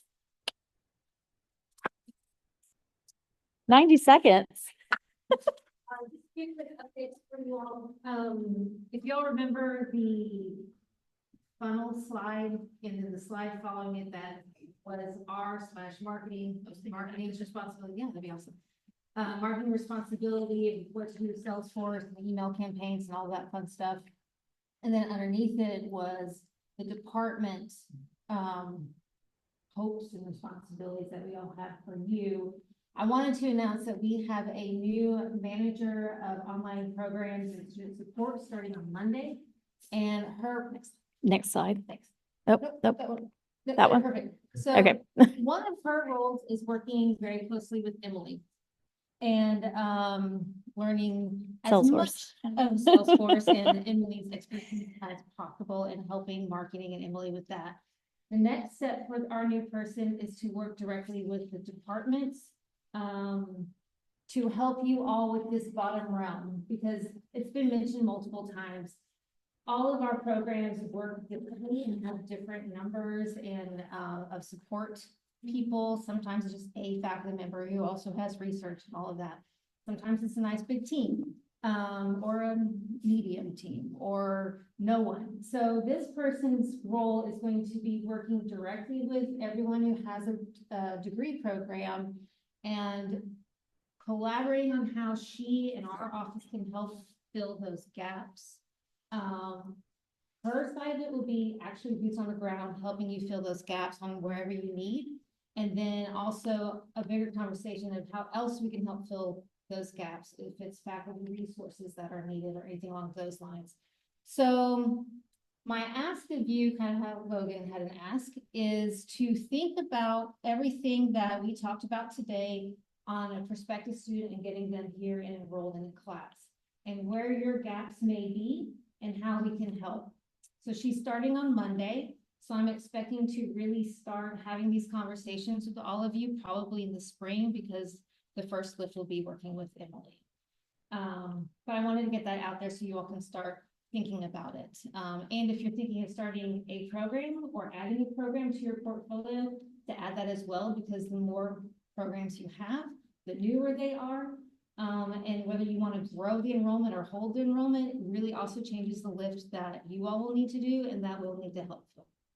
Again, it's prior to them being a student. It's not student support for being successful in the program?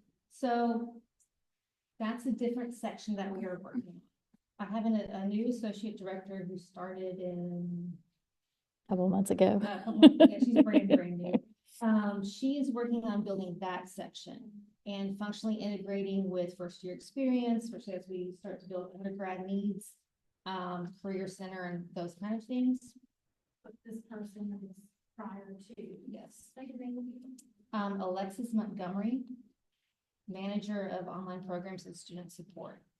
So, but you did also hit on a future build that we have for this role, where first we want to fill the gaps and we want to really make sure the process is complete and we know where we're handing off batons. After that is complete, so guesstimating a year early, at the earliest down the line, then we'll come back around to the conversation of how can this role help with students who are here taking courses. You've just completed your first semester. How's it going? Check-ins. You're about to graduate. Make sure you fill out the G8 form because no one can find the G8 form. But hopefully, you know, Banner's going to fix that, right?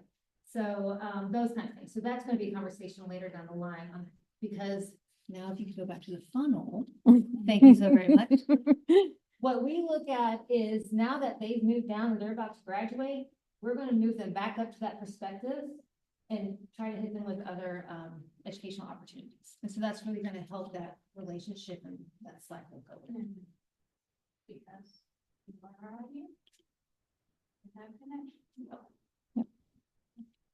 And in addition to that, starting next month, I'm going to hold monthly dean roundtables. That invitation is going to go out soon. And in that conversation, there will be set agendas, but it's also a roundtable. So we'll talk about policy and procedure changes, some data, anything you all want to talk about. I'm also going to start in the spring, every 6 to 8 weeks, kind of depending on how calendars and space align around campus, chair meetings for the same purpose. If you're interested in starting a degree program, what do you need to do? What information, any policies and procedures that affect you? At any level, right? At any level, yes. And I mean, I am not of the powerful strength to say these are mandatory meetings by any means. But that's why we're going to hold them regularly so that deans and chairs can come in and out whenever it fits their best schedules. Any questions for me? No, but can I add something? So for those of you that have been seeing emails forwarded from online at Ole Miss, thank you for your patience with me because I don't know all the answers, but now poor Alexis is going to be past that baton. So also be patient with her. So there'll probably be questions from her, just like there were from me of like, does this come to you? Did I get it to the right email address? Can you please help the student? So And she gets just into it and she'll learn it. That was probably about 120 seconds. But We're not holding you to it. It's all good. Who am I passing the baton to now? That's all we have today. I appreciate y'all coming and sticking with us and interacting with us, asking questions. We hope to do this at least once a semester with our partners in the departments, just to keep everybody informed and updated. We got a little thrown off by the hurricane this year and had to postpone, which I'm glad allowed some folks to get an extra invitation, but we'll try to do it again and get a meeting kind of scheduled for spring semester as early as we can, either late this semester or early in January, so you can get it on your calendars. But they generally flow like this. We change topic each time.